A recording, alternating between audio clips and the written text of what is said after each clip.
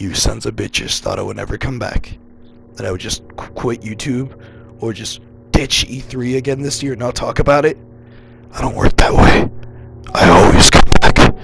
I'm everywhere. God damn it. Yeah, that one's such a good idea. Well, ladies and gentlemen, as I've said, E3 2019 has officially passed us only a few days ago, so I'm actually on time for once. Holy shit, I can't wait to talk about this. Let's just dive right into these big balls that we got here. Let's start up with something crazy. Infinity Ward, without even doing it officially in E3, decided to do a no-you reverse card news a few weeks earlier, if I'm correct. It was literally right by the time that I graduated, that I passed my junior year and got into summer. We literally got the announcement for Modern Warfare, the reboot. I thought it was going to be Modern Warfare 4, honestly, the whole time. I knew they were making a Modern Warfare game. If you follow their Twitter, or Infinity Ward's Twitter, they were talking about this for a long time. Everyone was predicting... Excuse me, that fucking intro killed me. Everybody was predicting Modern Warfare 4, but they actually pulled a complete 180 and shocked us out there, rebooting the entire franchise. And it's crazy because, as you can tell from the footage on this video of ours, I've been a diehard fan of Call of Duty for years. Now, I know it's not perfect, especially these last couple years. I have voiced my complaints more than enough to everybody of how dissatisfied I've been with the franchise.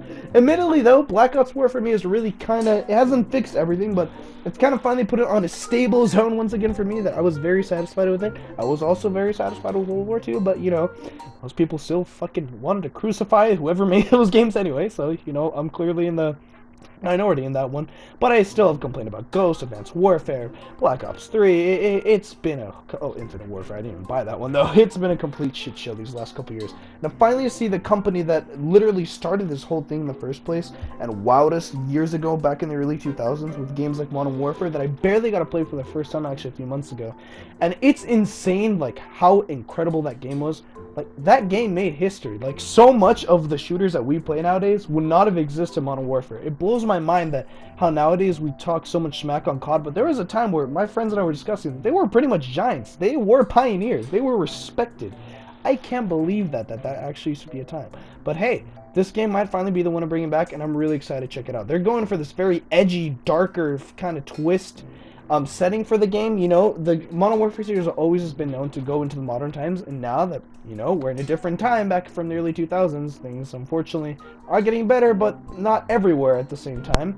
So they got some pretty heavy stuff that they're going to be doing, going to be discussing on in the game. So I'm really curious to see what they're going to do with it. I can already imagine. I've heard some crazy stuff that apparently even some journalists wanted it to be censored for how graphic it was. But you know what? If they were that shocked about that, we had the nuke scene in the early 2000s to deal with. Modern Warfare has always been known for its absolute gut-wrenching moments in the game, so I'm pretty excited to see what they do with that. Moving on, though, we go to the very big, exciting release that I would usually be jumping out into the sky for, but this is EA. I hope that realizes what it is. It's Star Wars Fallen Jedi. Or Fallen Jedi Order, I believe. It's a Star Wars game. Now, once again, as I said, it's really shocking to most people. You all know how much Star Wars means to me. I've done as much as I can. I've been practically the biggest supporter, I'm pretty sure, of the Battlefront games for the last couple of years. And I can admit, yeah, they were very disappointing. And that's why, honestly, I'm really excited for the games. Yeah, the trailer looks fantastic. I love Star Wars. And even with both of these games, even with Battlefront 2, the campaign was amazing. The best thing that Star Wars has to offer is their storytelling. And even with that one, despite all of the goddamn chaos and disaster that Battlefront 2 was for multiplayer, that beautiful story with those characters, it's Star Wars. I don't have to dwell more on it. I just really want them to get this right, man. EA, come on, just get it right. What happened to Battlefield 1, dude? Remember when Battlefield 1 was a thing? When they were leading the game? What happened to that, dude? Can you just come back? Why am I calling them dude? Like, they're my guys. Seriously, though, like, I don't understand how you can screw this up, man. 2 times in a row, and I'm still painfully supporting this. Still very hopeful about it, very optimistic, but I'm also a realist. They messed up before. We're just going to see how it ends up. I swear to God, there's no way you can mess this up, man. Apparently, it's only a single-player game, so they can only focus. There's no way they can put stuff microtransactions into this, and they've kicked ass in the story department already with Battlefront 2. They can't mess this up. We're just going to have to see. Moving on to the very big title that everybody was talking about this year. I don't care what anyone says, the one and only Cyberpunk! In honor of Papa Reeves. Yep, the one that all the memes have really birthed from. Well deserved, by the way. Cyberpunk 2077. As the title says, it's based off the Originally from the film genre of cyberpunk, the style pioneered earlier by Ridley Scott's Blade Runner. If you love movies, you'll understand what that means. Yeah, I'm just a fucking loser, I'm sorry, okay? And also, though, still popularized by films such as The Matrix, which is just beautiful and poetic that they brought the beautiful John Wick puppy avenging man himself. Keanu Reeves, almost called him John Wick again. Which, yeah, that can I just say that was the best part of all of E3 this year. Like, that was fucking beautiful. I don't watch the whole conferences, I watch the highlights, and yeah, with all the highlights I watched, I literally watched that breathtaking video 100 times already. I'm not joking. Like, that was just pitch perfect. Keanu Reeves, you're a charm. Like, Chris Pratt and Mark Hamill are like my gods. You're going up there, man. Like, seriously, just keep doing what you're doing, man. You're kicking it, dude. And the next game we discuss here is the very interesting story of Hideo Kojima's Death Stranding. Now, as you all know, I've not been a very huge Hideo Kojima fan the last couple years. The only time I think I've ever even mentioned or played anything related to his games was that one time I streamed Resident Evil. But the story of how the production of Death Stranding and what it was originally, that it was meant to be the Silent Hill PT demo, and really his relationship with Konami and why we're even getting this game is unique to say the least. It's been pretty bad. It's a disaster. I really feel bad for the guy. He's gotten a lot of shit. Just look up the disaster that was, you know, how he got fired from Konami. It was ridiculous. They treated him like crap. It wasn't necessarily I'd call abuse, but they treated him like shit. they treated his name like the plague. They took all of his credit from all the work he would work on. They'd encourage him constantly and just pressure him into just leaving the company. They did not want him there anymore, but hey, it bit him right back. He's now gone doing his own things, and Konami is pretty much going more and more down the drain than they already were. So yeah, I'm honestly still curious to see how this game really works out. It's crazy to see that despite all that, he's still making it. So you know what? Let's just see how it works, man. I'm pretty curious to try this game out myself. I really want to try this game out as soon as it's available. Now coming into the next company that was doing their big conference this year, Sony. They had nothing. It's simple. They did nothing this year. I don't know what else to say. We're gonna move on. Moving on to Microsoft, but actually, surprise little Uno reverse card. Both of these two companies, Sony and Microsoft, were together because despite Sony not doing anything this year, the big thing that Microsoft and Sony really were doing, even despite one of them not being there in the first place, was the 9th generation. I can't believe I officially now said that. The big thing these two giants were talking about this year was, what's the future of gaming? What are the big projects coming out for? Sony not even being there, we're already talking about their PS5 coming out soon. There's this incredible YouTube video of the demo of them showing the time of how long does it take for Spider-Man to start on the PS4 Pro, and then the project kit, that's obviously the PS5, it's like 8 seconds to 0.5, it's insane. And then Microsoft just went berserk on us and decided to finally reveal Project Scarlet, is what they're calling it, with the announcement that they're officially releasing a new Halo game with it, Halo Infinite. I'm not a Halo guy. I've never had an Xbox to play it.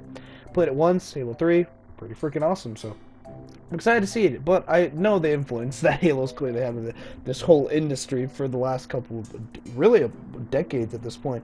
Yeah, they've gone down, it's not been really great the last couple of years, but Halo 1 through 3 has really impacted the world from all the stuff that I've read. I watched this incredible channel called Nakey Jakey. You guys should check him out. He has videos of how Halo changed the gaming industry. It's really cool. You guys should just go subscribe to him in general because I love him. But he does this awesome video about Halo, so I'm really honestly interested to finally, one day maybe, now that I'm going to be working, because, spoiler alert, I'm growing up, so I can finally working on my own Xbox, so I'm curious to see what they...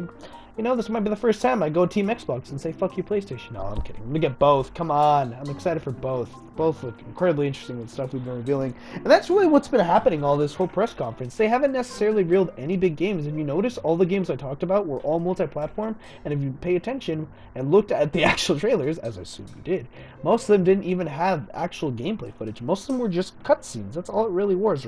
Or nice CG animated cutscenes, which is still the exact same thing. I don't know why I said that again. But yeah, that was really the whole thing. There wasn't a lot of people complaining about necessarily a lot of actual footage and things for people to see this year. And I really do feel like it has a lot to do with the big giants just in general preparing for the next generation. Even freaking Google coming out this year. Yeah, have you guys seen the little Google Stadia? Is that what they call it, if I'm correct? Yeah, Google Stadia is a new thing that they're coming out with, which is pretty much just assuring that the future of gaming is going to be streaming, which does hurt my heart. But there's some hope because honestly, though in practice and in theory it looks incredible and it is admittedly pretty crazy and exciting to see that how the industry is soon going to be changing a full digital service. It has shown though that the Google Stadia isn't something we should be super excited about yet. You know, there's still a lot of work to be done. Everyone was all over the internet just crucifying the prices of the whole damn thing.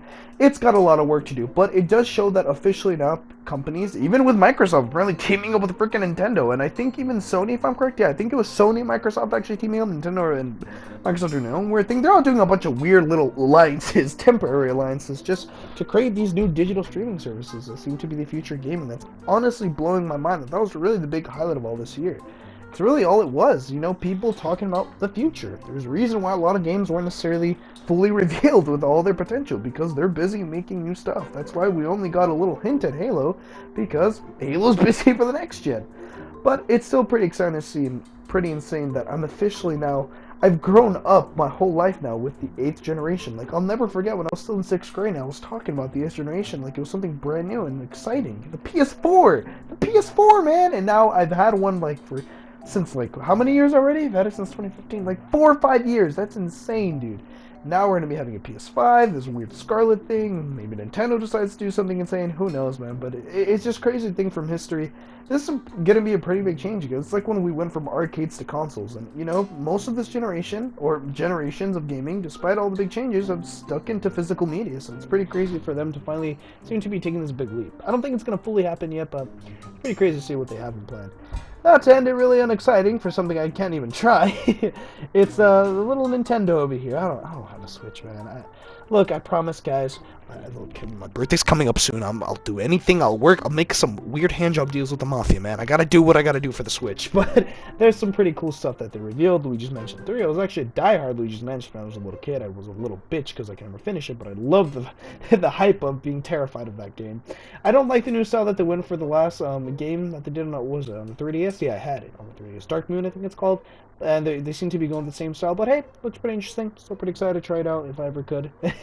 Link's Awakening, this cool new remake for The Legend of Zelda looks awesome. Oh yeah, and the very big fucking deal of the sequel to Breath of the Wild that I haven't even been able to play yet. Unfortunately, one day, man, one day, I swear.